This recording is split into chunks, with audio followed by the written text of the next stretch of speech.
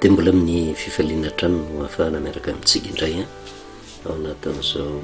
andrenesantsika ny teny fampahirezana avy amin'Andriamanitra izao ivavaka isika Jehovahandriamanitra ray misaotra anao hatran'izay satria fantatray fa Andriamanitra mamaly anay ao anatin'ny fahoriana ianao ary tsy misy olombelona afaka ilaza fa tena miadam-pinaritra ety amin'ity zao tontolo izao ity fa mandalo olana ary mitady an'izany fiadanana izany fa fiadanana mandalo mety amin'ity zao tontolo izao ity kanefa mirinay dia fiadanana maharitra teny fampanantenana mba hiorena ny fiainanay mandrakizay dia ny fanahinao masina anao ka hiasa mpanokatra trano masom-panahinay natakarana indray ny afatra tianao ampitaina dia mitenenandray Jehovah fa mihaino mpanomponao amin'ny anaranao Jesosy amen. Faly miaravantsika amin'ny anaran'i Jesosy a manonona ny fahasoavana sy ny fiadanan'ny tompo ho amintsika mandrakariva. Tamin'ny fampahirezana farantsika dia niresaka ny amin'ny afatry ny tenin'Andriamanitra sy ny fahamarinana izay omeny tsy manery mihitsy izy fa manaja ny safidiny zanak'olombelona rehetra ary dia nandray ny Deutéronome 7:7 ny 5:20 ka hatramin'ny 20 iverenantsika kely fa fahatsika mandray ny fampahirezana izao ny voasoratra ao amin'ny anaran'i Jesosy hoe miantso ny lanitra sy ny tany aho anio vavolombelona aminareo fa efa nataoko teo ny lohanao ny fiainana sy ny fahafatesana ny fitahiana sy ny fanozonana ko mifidiana ny fiainana mba ho velona ianao sy ny taranakao dia no tia ny Jehovahandriamanitra ao ianao ka hiaino ny feony sy fikitra aminy a fa izany ny fiainanao sy fahamalony ny andronao mba omenanao ny tany izay nianianan'i Jehovah tamin'ny Abrahama sy Isaka ary Jakoba razanao omena azy afatra no sesy tamin'ny zanak'Israely izany mampiseho fa tena manaja ny safidy mihitsy ny tenin'Andriamanitra tsy manery izy fa saingy kosa manoro ny lalana azo mpiainana manoro ny lalana azahoana fahafatesana misafidiana ny fiainanao izy mba ho velona fa tsy manery izy dia nametraka mazava-tsara izy ka raha hisafidy ny fiainana dia tia ihany ny fiapetra tia ny Jehovahandriamanitra ary mihaino ny feony sy fikitra aminy. Inona ny dikan'izay mihaino ny feon'izay? Misy tenina aloka ny vavan'Andriamanitra tsy maintsy ekenao ka ankatoavinao izoranao fa tsy hoe safidy a fa tena tsy haino feon'i Jehovah kanefa ilay zavatra tsara izay nampanantenan'i Jehovah tiantsika ho azy tsy azo izany ary dia ny ohatra ray goavana dia mahakasika ny fiainan'ny zanak'Israely sy ny Egyptianina izay azo lazaina fa tena nandre ny feon'i Jehovah sy ny sitrapon'Andriamanitra ary tsy afaka ilaza mihitsy sika hoe miangatra Andriamanitra ka tena tonga dia nandringana ny Egyptianina fa ny Egyptianina nanamafo tsy nanaiky ny fisian'Andriamanitra tsy nanaiky ny herin'Andriamanitra ary izay natonga loza tamin'ny fiainan'ny Farao ohatra nanaiky ny afatr'Andriamanitra izy tsy misy mihitsy fahoriana ny anjady tamin'ny tany Egypta fa nankasitrahan'Andriamanitra ny Egyptianina satria mihaino ny feony satria io Andriamanitra io a dia Andriamanitra ny firenena rehetra fa tsy neno an'izany mihitsy ny Egyptianina ary izay no natonga ny zanak'Israely antony anankiray natonga azy voageja tao amin'ny tany Egypta amin'ny lafiny anankiray tonga tao amin'ny tany Egypta nge ny zanak'Israely noho ny amin'ny Josefa ary tany mipendroana tsy nandevozina izy fa tahaka ny fianakavian'ny mpanjaka dia nomena zara-tany tao fa saingy nanadino an'i Jehovah taorianan'izay ary vokatra ny fanadinonan'i Jehovah dia tonga ny fahoriana izany hoe ny fahoriana ny njady tamin'ny zanak'Israely dia vokatry ny fiodinany tamin'Andriamanitra ka na dia niadana ary izy tao amin'ny tany Egypta lasa nivadika fanandevozana nampahoriana mafy tao amin'ny tany Egypta kanefa izay zavatra nitranga tamin'ny zanak'Israely izay amin'ny lafiny anankiray indray dia navelan'Andriamanitra hitranga mba ampahafantarina ny Egyptianina fa misy Andriamanitra mahefa ny zavatra rehetra izany hoe mission ny zanak'Israely izany na dia niodina ary izy dia mba hampafantatra ny Egypta fa Jehovah no Andriamanitra tokana ary dia voaporofo izany ny amin'ny Exodosy 4:20 izay afatra nampitainy Jehovah tamin'ny Mosisy eo amin'ny 9 valomifolo de ho fantatry ny egiptiana fa izao no jehova ozy rehefa ankalazaina no ny ataoko tamin'ny farao sy ny kalesiny sy ny mpitaingiko jovaliny tsy nino izy fa nitanjona akendren'andriamanitra de niafantara ny Egipta any Jehova ary tena fantatry ny egiptiana tokoa Jehova rehefa tena tonga teo amin'ny faratapony loza niatra taminy ary matetika zay foana zavatra mitranga amin'ny akamaroan'ny olona tsy mametraka ny zanak'olombelona na ny kristiana amin'ny toeran'ny Egipta fa misy vanim-potoana le toetsain'ny egiptiana mihitsy ny toetsaintsika tsy manaiky mihitsy ny feon'ny Jehova fa rehefa tonga amin'ny faratapony loza tsy afaka mitady vahaolana intsony resy lahatra ihany hay misy io Andriamanitra io ary zany ny zavatra mitranga amin'ny 15 amin'ny Exodus 4:20 raha nanaraka ny zanak'Israely ny egiptiana nandehan'le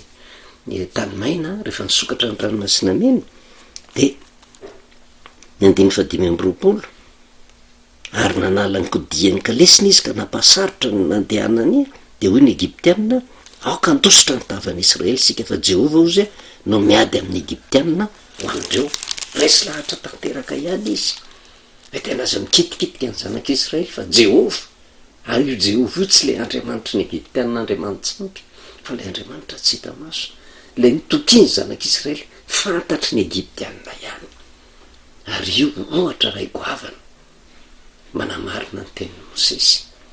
napita tamin'ny zanak'Israely hoe fa nataoko teo anoloanao ny fiainana sy ny fahafatesana ny fitahiana sy ny fanozonana misafidianana ny fiainana ianao de nitean'i Jehova Andriamanitra ao ary nihaino ny feony ka naraka ny fitsipiny rehetra fa eo no mitranga safidy ny zanak'Israely nihaino ny feon'i Jehova hatreto aloha nanaiky ny baiko hatramin'ny vanim-potoana zay niaingany tao amin'ny tany Egipta nanomboka tamin'ny andro 14 volana Nisana de miainga izy nivoaka tao ary io no mahasarobidy ny afantarantsika ny zava-miafina mahakasika an'le Paska de ny fahafatesan'i Jesosy Kristy satria fahafatesan'i Jesosy Kristy io ho an'izay mino de famonjena ho azy fa io fahafatesan'i Jesosy Kristy io koa rehefa atao atsiramina ka tsy inondra de mitondra fahaverezana zavatra tokana ihany famarinana tokana ihany fa famarinana hitondra famonjena ho an'izay manaraka ny teny Jehova fa famarinana zay tondra fahaverezana sy loza koa n'izay tsy matoky satria fantatry ny egiptiana mihitsy ange ny afatra zay nampitainy tao anatin'ny famoahana ny zanak'Israely tao amin'ny tany Egipta nisy an'ilay zanak'ondro tsy misy kilema zay nyvonono niepoka ny zanak'Israely rana tetina tamin'ny tatam-baravarana sy tolam-baravarana ary hitatsika tsy verenantsika tsy ny fepetra napetraka Jehova zay narahany zanak'Israely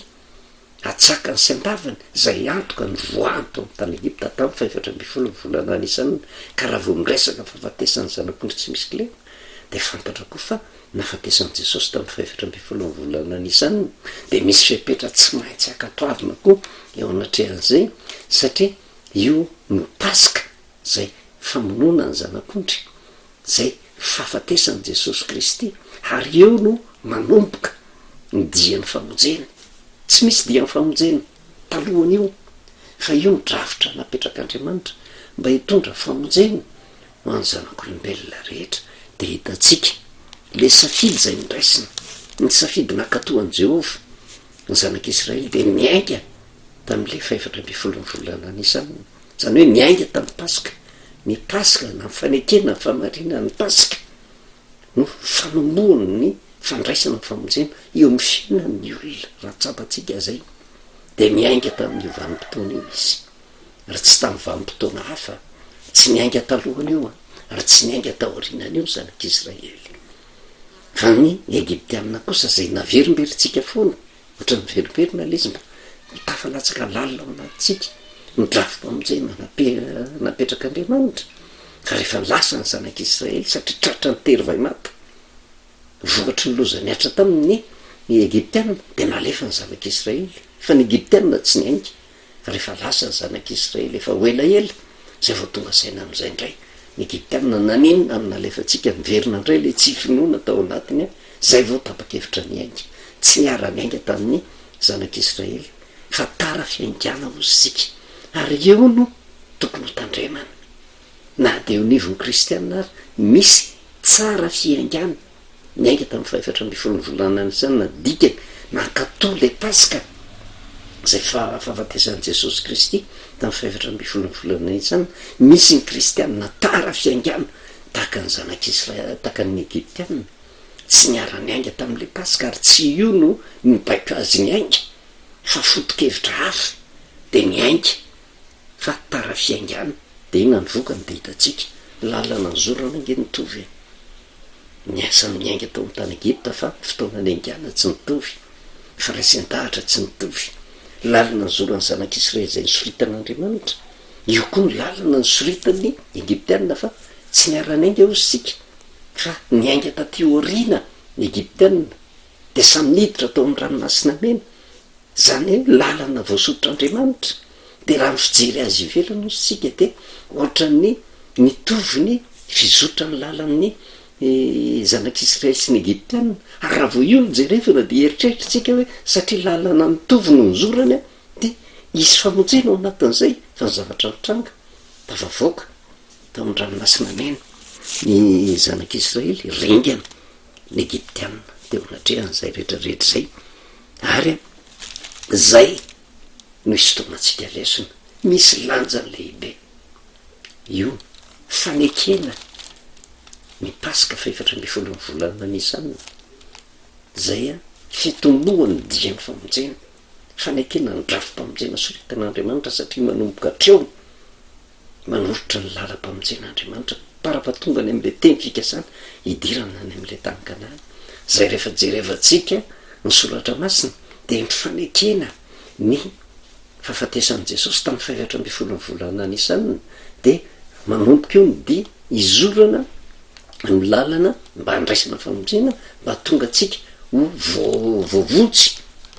de le tany Kanana tandindo ny fiainana mandrak'izay ary io no natonga ny Paoly apôstôly miteny any amin'ny Korintianina voalohany toko faharoa de ny andininy fa roa mba hatakaratsika an'izay hoe Paoly a olona nainy lalàna izy nanenjika an'izay nanaradean'i Jesosy izy nivokatry ny tsy fahafantarany ako ny famarina ny teny soratra masina tamin'izany vanim-potoana zany kanefa rehefa tafahoana tamin'i Jesosy izy de zao niverina tamin'ny marina izy nanomboka nahiratra ny masiny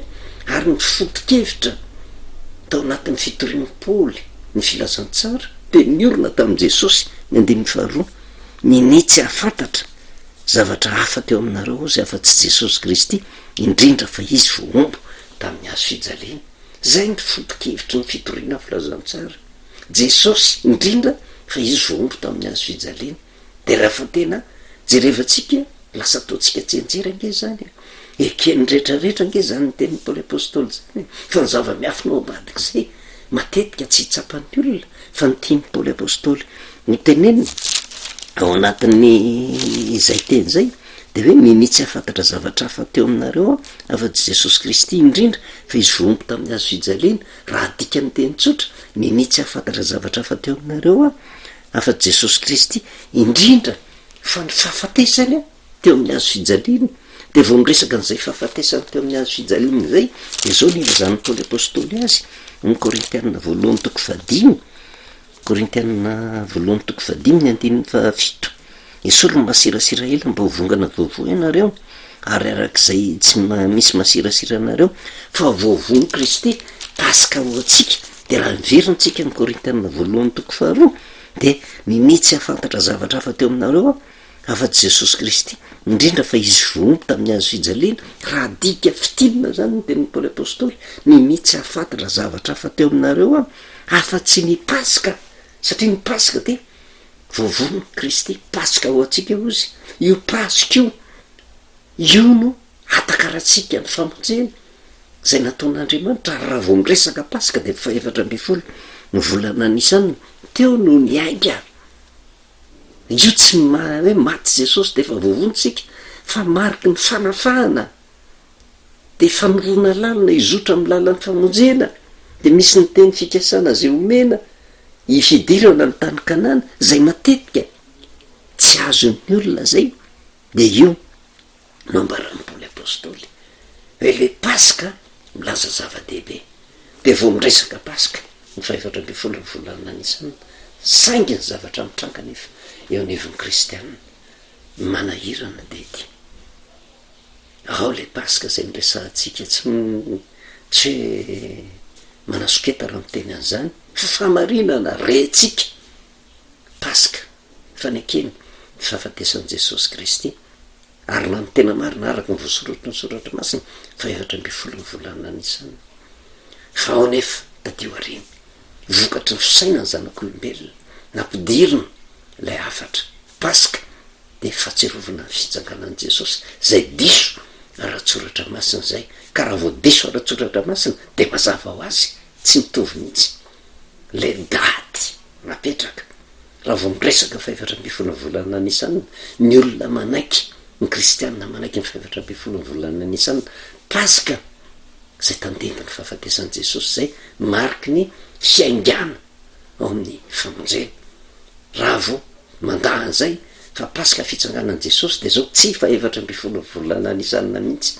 de nefa tsy hitatsika ao anatin'ny soratra masina zay ary io ny loza amina tampo fa tsy malala ny kristianina rehefa aveo fa lasa mipetraka eo mitoeran'ny egiptianina am'izay satria tsy tafaingy tao am'le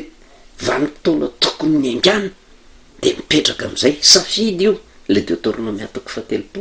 napetraka teo am'lohana ny fiainana sy ny fahafatesana ny fitahina sy ny ozina zany hoe raha adika ny tenin'ny Mosesy napetraka teo am'lohanao ny paska famononan'i Jesosy Kristy sy ny paska zay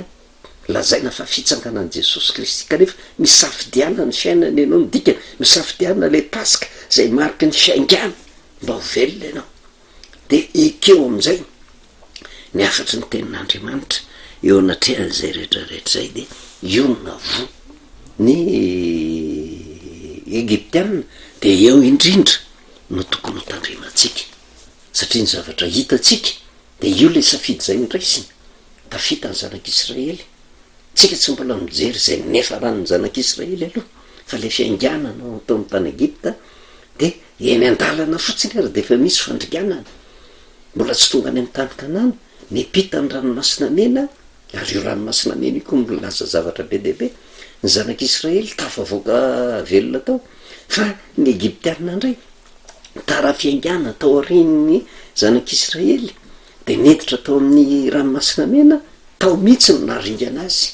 kanefa le lalana nitovy satria nao tara fiaingana tsy nanaiky ny zava-miafy n'le 4 volana anisany ary eo no tokony hatsapahantsika ny afatry Paoly apôstôly ny mitsy afantatra zavatra afa teo aminareo a afa-tsy Jesosy Kristy indrindra fa izy vompy tamin'ny hazo fijaliana de toraka zany keo manamafy zay tenin'ny Paoly apôstôly zay raha mitondra n'izao fampahirezana zao reo olona ny mitsy afantatra zavatra afa teo aminareo mitenako raha tsy misy zavatra azoko torina afa-tsy Jesosy zay antoka andraisantsika ny famonjena zay maty teo amin'ny hazo fijaliana tamin'ny 4 volana anisany manomboka ny faneken'ny olona ny fiaingana eo amin'ny 4 volana anisany eo no tena mizotra eo amin'ny lalany famonjena ny olona fa raha vo tsy manaiky an'izay de mety hitovy le lalana ny fijery azy fa ny fiafarana tsy mitovy mihitsy ary eo ny tokony ho tandremantsika satria ny fanekena ny famarinany tenin'Andriamanitra de ozy ny lazainy Mosesy atao amin'ny Deutéronomie 7 de notiany Jehovahandriamanitra ao ianao ka ian'ny feon'ny sy fikitraniny fa zany no fiainanao sy famaron'ny andronao izy a mbo nenanao amin'ny tany zay nenianan'i Jehova tamin'ny Abrahama sy Isaka ary Jakoba razanao omena azy rehefa mankatao miaino tsara ny feon'i Jehova zay no fiainana fa tsy miteny izy hoe zany ny fahafatesanao zay ny fiainanao sy famaron'ny andronao zany hoe misy fitihina sy fahasoavana lehibe raisina ao anatin'izany de raha mampatsiaro kely tsika nitoejavatra misy am'izao vanim-potona zao de jereo fitsarankeny ao le miaingy amin'ny 4 volana anisany de efa fantatritsika fa rehefa tena jerevana ny paska raha tanyty taonyty fotsiny mijerevantsika de ny paska 4 volana anisany nange de tamin'ny 13 avril zay ny tena hoe io faefatra amby folo volana izy zany io no paska tena ara-baiboly mariky ny fahafatesan'i jesosy kristy fa saingy misy ny kristianina zay mitandrina an'izay de misy koa nefa ny kristianina tsy zay tsono ny famarinana zay no raisiny fa araky ny sainany izy ny mamoriporina zany a de zao mipaska tam'ity taona 5 sy 4 ty zay ny akiny ny akamaroan'ny kristianina zay nitsindriny fa fahatserovana ny fitsanganan'i jesosy de tamin'ny 20 avril paska 20 avril zany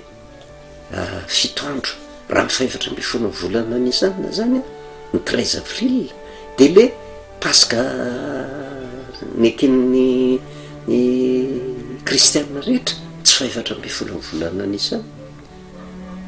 fa raiky amby 20 ny volana nisana zay tsy hitanao ao anatin'ny baiboly zany hoe ao arina n'le paska faefatra amby folo ny volana nisana ka raha vao raisitsika fa faefatra amby folo ny volana nisana ny fiaingana de le paska